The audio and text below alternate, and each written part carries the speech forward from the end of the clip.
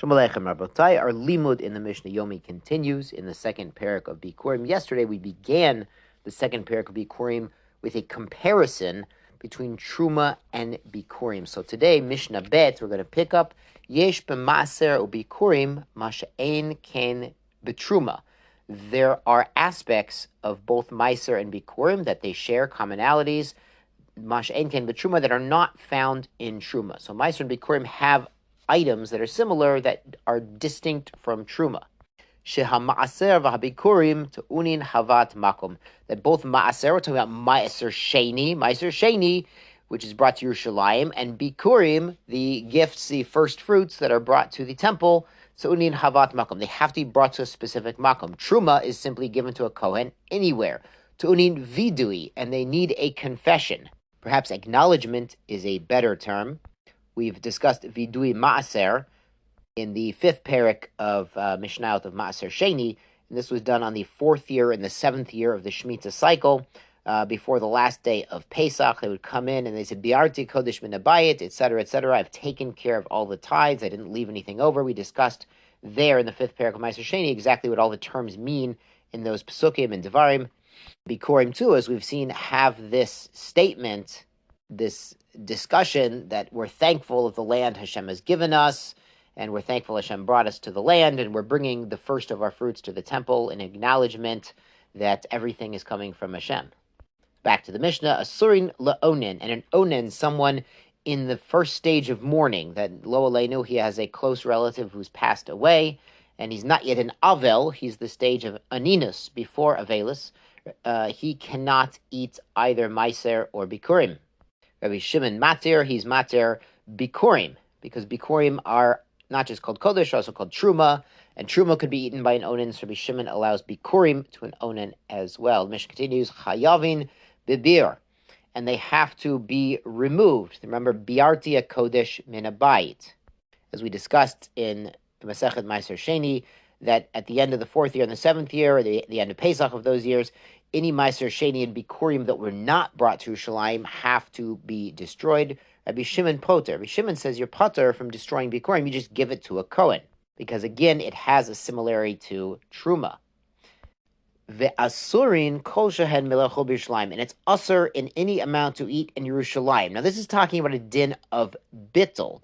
Doesn't mean it's usur, it means if some Maaser Sheni or some Bikkurim were accidentally mixed in with regular chulin produce, you can't rely on batel. You can't say, oh, there's 100 parts of regular or 200 parts of regular versus 1 part of Bikkurim, 1 part of Maaser Sheni. When you're in Yerushalayim, you can't do that because you could eat the whole thing in Yerushalayim. So it's called in halacha, davar sheyesh lo matirin. It's something that has a heter, and when you can use that heter, you don't rely on bittul to say, oh, it's batel in 101. Well, you can't do that because you're already in Yerushalayim, so it's already mutter to eat the entire mixture, but you have to eat the entire thing with the stringencies associated with Bikkurim or with Maaser Sheni. So Bikkurim, it would be go to the Kohen, and Maaser Sheni has certain levels of kedusha required for that, and not allowing it to go to waste, as we discussed there. Giduleim asurin melechol b'Yerushalayim af l'zayim lebehema, and what grows out of them. So they planted seeds of Bikkurim, those pomegranate seeds, they planted them, but they were from the Bikkurim, or they planted Maaser Sheni seeds inside Yerushalayim itself. Then what grows out of there, the gedulim coming out of the ground, it's asur. Again, it's not batel because it's in Yerushalayim, so it have to be used with the stringencies of Bikkurim or Maaser Sheni. Couldn't even be eaten by animals. Recall that Maaser Sheni, you can't feed to your animals. Rabbi Shimon matir. Again, Rabbi Shimon allows it.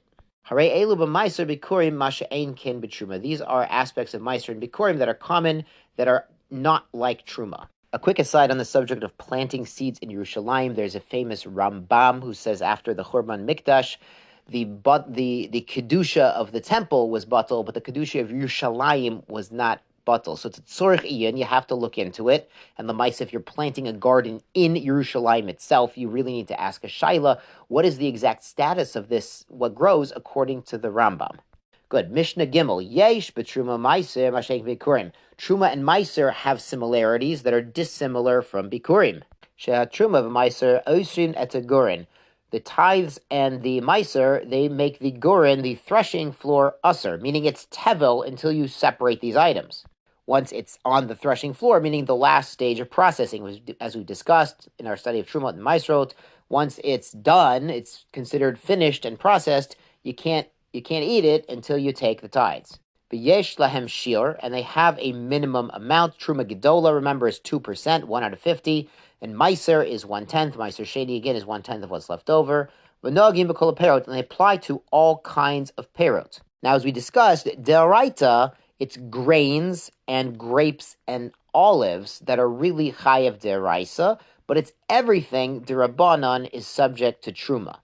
And recall that Bikkurim is only limited to the Shivas Aminim, the 7 species.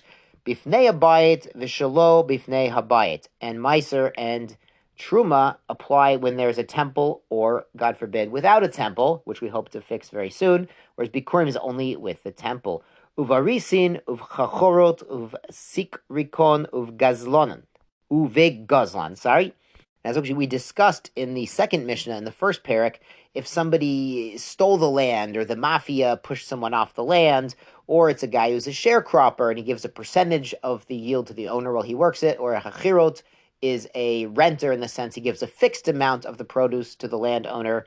So that might prevent Bikkurim, or at least the vidui Bikkurim, but these people do have to separate Maaser and Terumah, even though Lamaisa, the land is not truly their own land. These are the similarities of Terumah and Maaser that are dissimilar from Bikkurim.